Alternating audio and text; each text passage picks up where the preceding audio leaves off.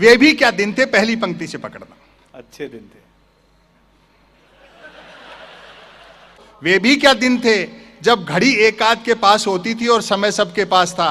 आज की तरह नहीं था कि फेसबुक पर 5000 दोस्तों और परिवार में बोलचाल बंद है। क्या बात है, वाह,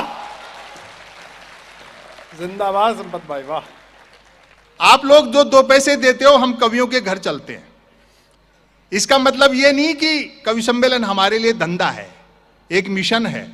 इस अंधेरे वक्त में यही एक ऐसा दिया है जो थोड़ा टिमटिमा रहा है। कुमार विश्वास 25-27 साल से कवि सम्मेलन में है, करीब 35 साल मुझे हो गए, ये लोग भी 15-20 साल से हैं। कवि सम्मेलन हमारे लिए धंधा नहीं, एक मिशन है। हमारी कोशिश रहती है मोबाइल इंटरनेट में उलझी पीढ़ी शब्दों से मोहब्बत करे, किताबों की तरफ लौटे, बुजुर्गों का सानिध्य हासिल करे। एक निवेदन कर दूं, दुनिया की कितनी भी एडवांस टेक्नोलॉजी हो, उजाला बनाया जा सकता है, धूप नहीं बनाई जा सकती। तब आपकी मोहब्बतों के नाम पुराने समय के विरोधाभास देखें। तब मोबाइल तो क्या, लैंडलाइन फोन तक नहीं होता था, अतः झूठ सिर्फ आमने सामने मिलने पर ही बोला जाता था। अच्छा। खान पान शुद्ध था और याददाश्त अच्छी थी। हर व्यक्ति को 7-7 पीढ़ियां याद रहती थी, अपनी भी और गाली गलौच होने पर दूसरों की भी।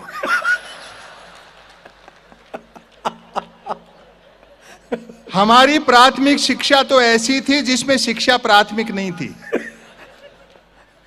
हमारा 50 बच्चों, 3 अध्यापकों, 2 पेड़ों और 1 कमरे का स्कूल हुआ करता था।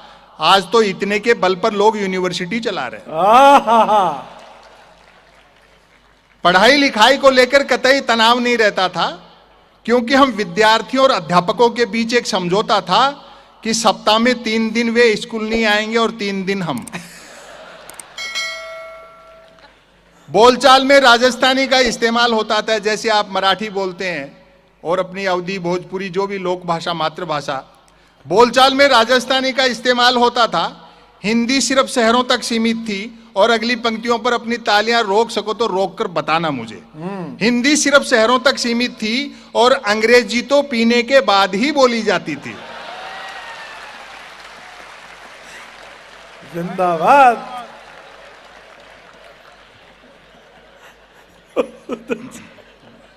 अब आज शिवराज पाटिल साहब ने अपनी 4 किताबें मुझे दी हैं, चारों अंग्रेजी में है। मुझे एक आदमी रखना पड़ेगा। आदमी का रखना, एक बोतल मंगा लेना, पीते रहना, पढ़ते रहना। साहब जाते समय 4 और देना।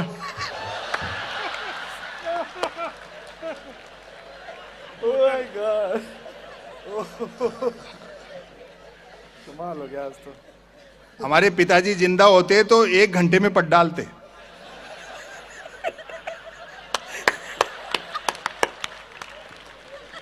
ये आनंद सच है। सही है जी।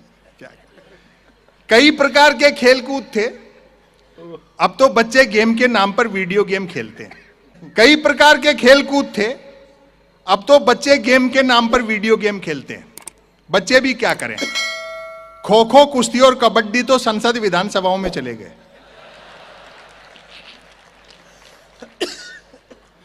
बाकी खेलों को क्रिकेट ने बाउंड्री लाइन से बाहर कर रखा है। जो चैनल खोलो क्रिकेट। एक दिन तो टाइम पास के लिए मैं भी देख रहा था, तो कमेंटेटर ने बड़ी ऊंची फेंकी, जब से धवन और कोहली ने मूछें रखी हैं तब से धुआंधार परफॉर्म कर रहे हैं।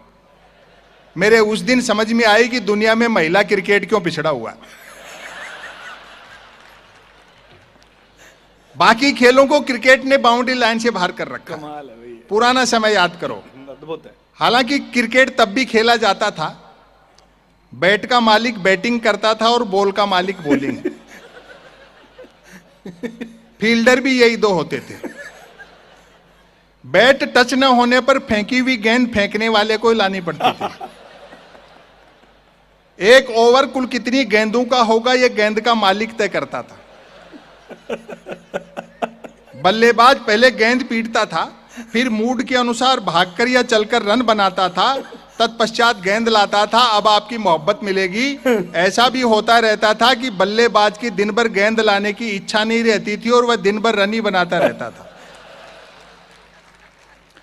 हम आवारा पूंजीवाद के दौर में जी रहे हैं। क्या बात है, क्या शब्द, जिसमें बेकाबू टेक्नोलॉजी और मिल गई।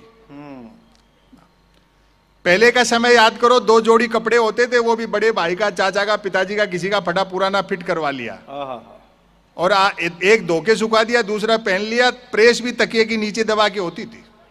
आज वार्डरोब अलमारी कपड़ों से भरी रहती है और आदमी आधे घंटे तक तय नहीं कर पाता किस पैंट के साथ कौन सा शर्ट मैच करेगा। क्या बात, सही बात। ये जो जीवन में कृत्रिमता आई है, लोग भूखे उठते तो थे किंतु भूखे सोते नहीं थे। अरे वाह, महंगाई बिल्कुल नहीं थी, ईमान के अलावा सब कुछ सस्ता था। वाह वाह। और सस्ताई का अंदाजा आप इसी से लगा लें कि फिल्मों में हीरोइनों को पैसा कम मिलता था तो भी कपड़े पूरे पहनती थी। बड़ी मोहब्बत दी, बहुत आनंद आया। वाह वाह वाह। उन दिनों रामलीलाएं मनोरंजन का प्रमुख साधन हुआ करती थी, जिनमें महिला पात्रों का रोल भी पुरुष ही किया करते थे। रामलीला वालों का गले मिलने और गले पड़ने का समय अलग अलग होता था।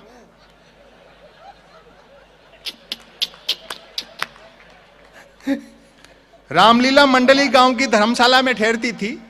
हम बच्चे दिन में धर्मशाला में जाकर देखते थे कि गत रात ही एक दूसरे के जानी दुश्मन रहे बाली और सुग्रीव साथ साथ ताश पत्ती खेल रहे। सूरपन खां मंथरा के लिए चाय बना रहा है और हर पुरुष की जो घर में औकात है, चटाई पर बैठा रावण रात को आरती में आए पैसों का हिसाब मंदोदरी को दे रहा है। लोग पैदल चलते थे और पदयात्राएं करते थे, जो कि पद प्राप्त करने के लिए नहीं होती थी। कुछ एक के पास साइकिलें होती थी जो 4 रोटियों में 40 का एवरेज देती थी। क्या बात है, वाह। कारें मोटरसाइकिलें तो छोड़ो, बसें तक गिनती की हुआ करती थी। जहाज और हवाई जहाज तो हम किताबों में देखते थे और कॉपियों के बनाते थे। वाह। 2-3 लोग ताली बजा रहे हैं, आप भी रहने दो।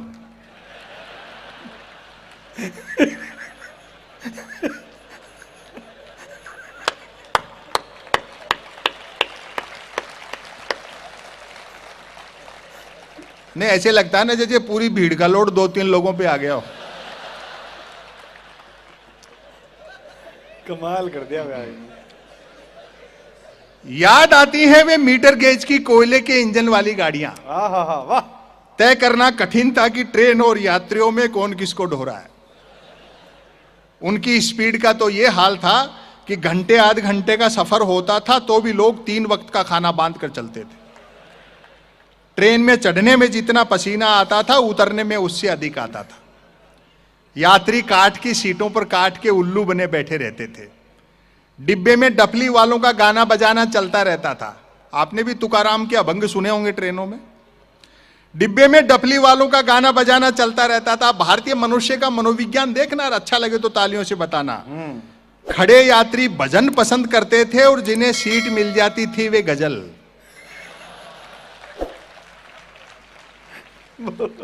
लोग फरमाइशें करते रहते थे और डफली वाले गाते रहते थे। डफली वालों को पैसा देने का वक्त आता था तब फरमाइशें करने वाले खुद गाने लगते थे। और इस बार आप, मेरा दावा है, फिर तालियां रोक नहीं पाओगे। जो चीज हमारे डीएनए में घुसी हमें कोई नहीं सुधार सकता।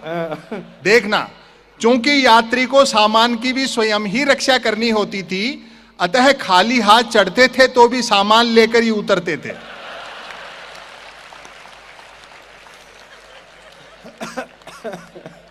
चिट्ठी पत्री का दौर था। समापन की ओर बढ़ता हूं। चिट्ठी पत्री का दौर था। एसएमएस ईमेल वाले क्या जाने पत्र लेखन का स्वाद। और हमारे एक बड़े शायर हैं आदरणीय उदय प्रताप सिंह जी, समाजवादी पार्टी के सांसद भी रहे, आपको तो मिले होंगे पार्लियामेंट में।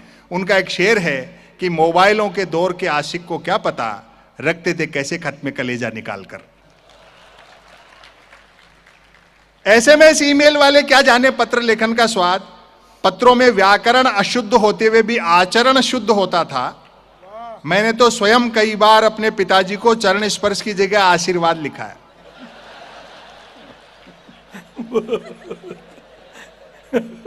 खत लिखता हूं खून से शाही न समझना, अर्थात प्रेम पत्र लाल शाही से लिखकर अपने खून से लिखा बताने का रिवाज तब भी था। परिणाम भी वैसा ही निकलता था। जिन्होंने वैसे प्रेम पत्र लिख लिख कर कबूतर उड़ाए थे, आज बेचारे शादीशुदा और तोते उड़े हुए। शादी से याद आया, तब शादियों में व्यर्थ का धूम धड़ाका और दिखावा नहीं होता था। बस 2-4 बाराती बैंड पर बजती बीन की धुन पर नागिन डांस कर लेते थे, क्योंकि तब बीन बनाने के लिए रुमाल ही 2-4 बारातियों के पास होते थे। वह टीवी नहीं रेडियो का युग था। एक बात माननी पड़ेगी, मोदी जी के मन की बात से रेडियो के अच्छे दिन आए। जो सच है वो सच कहना पड़ेगा। सही बात। हाँ, पहले बार जब मोदी जी ने रेडियो पे मन की बात की तो राष्ट्रपति ओबामा ने अमेरिका से बधाई दी कि मोदी जी आज तो आपको रेडियो पे देखा। वह टीवी नहीं रेडियो का युग था। व्यक्ति बंदूक भले ही बिना लाइसेंस के रख सकता था, किंतु रेडियो के लिए लाइसेंस अनिवार्य था। हाँ। आज की पीढ़ी भरोसा करेगी, कभी रेडियो भी लाइसेंस से रखना पड़ता था, जिसे पोस्ट ऑफिस में रिन्यू कराते थे। याद आते हैं अमीन सयानी का बिना का गीतमाला, वाह। जसदेव सिंह की हिंदी कमेंट्री, कृष्ण कुमार भार्गव, देवकी नंदन पांडे और रामानंद प्रसाद सिंह के समाचार। और अब आपकी तालियां उठेंगी, गर्दन झुकाकर बीबीसी तो ऐसे सुनते थे जैसे आज बीबीसी सुनते हैं। समापन पर तालियां जोरदार बजा देना, वरना इसको फिर शुरू कर सकता हूं मैं। कमाल कर दिया। सच है, और ये अपने बच्चों को सुनाना। सच है, गन्ने का रस सूख जाए तो वह लाठी रह जाता है। तब हमारा जीवन कछुए की तरह था, आज हम खरगोश की तरह दौड़ रहे हैं। अर्थात भाग सब रहे हैं और पहुंच कोई नहीं रहा।